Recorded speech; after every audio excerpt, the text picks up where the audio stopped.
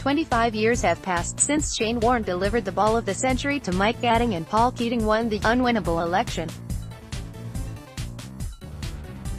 Australia's population was still under 18 million and Allan Border was set to become the greatest run scorer in the history of Test cricket. It has also been 25 years since an Australian was triumphant at golf's oldest and most celebrated tournament, the Open Championship, which was won in record fashion by Greg Norman in 1993 at Royal St George's. Australians have found more success at the Open than any other major championship, but the coveted claret jug has now eluded the kiss of an Australian for longer than any of the game's four most prestigious trophies. Jason Day hoisted the Wanamaker Trophy at Whistling Straits in 2015, Adam Scott famously donned the green jacket in 2013, and Jeff Ogilvy won the US Open at Winged Foot in 2006.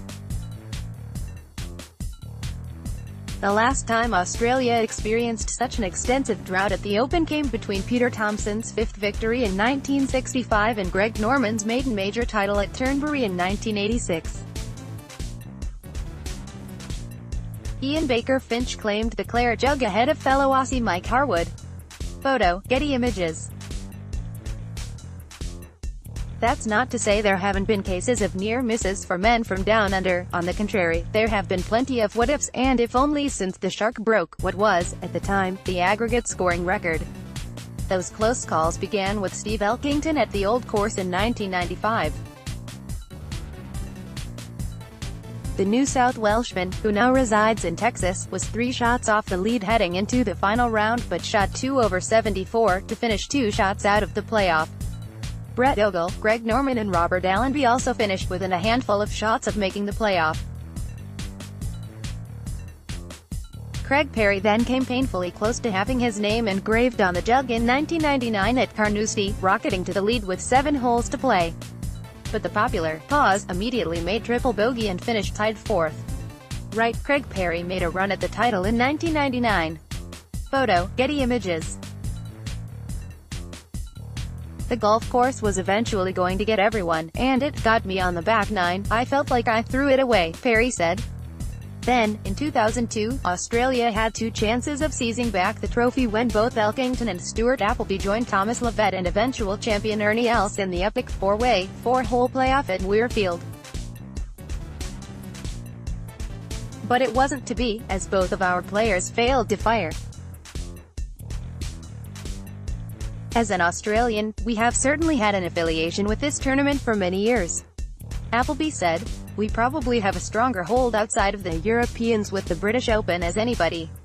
Steve Elkington and Stuart Appleby made it to the playoff at Muirfield in 2002. Photo, Getty Images. 10 years ago, Greg Norman became the oldest player in championship history to hold the lead heading into the final round. The then 53-year-old was 2 strokes clear at Royal Birkdale, but he shot 7 over 77 to eventually share 3rd place. "Obviously I'm disappointed," Norman said. "That would be an understatement if I didn't say I was disappointed. But it was a tough day today. I think at the end of the day, a lot of people should take stock that no matter how old you are, if you really want to chase something and chase a dream, you can go do it. Even though there's failure at the end of it for me, I still put myself in position to really show a lot of other people that you can go do something if you really want it." The following year, in 2009, Matthew Goggin was 1 shot off the lead on Sunday morning at Turnberry. But the Tasmanian carded 3 over 73 to finish 2 shots out of a playoff. "I mean, it's the best I've played in a major," Goggin said. "It was a great day and a very disappointing day." Adam Scott then famously collapsed at the 2012 championship at Royal Lytham. Right, a dejected Adam Scott after 4 bogeys in the final 4 holes cost him the Open in 2012. Photo, Getty Images. "I can't justify anything that I've done out there," Scott said.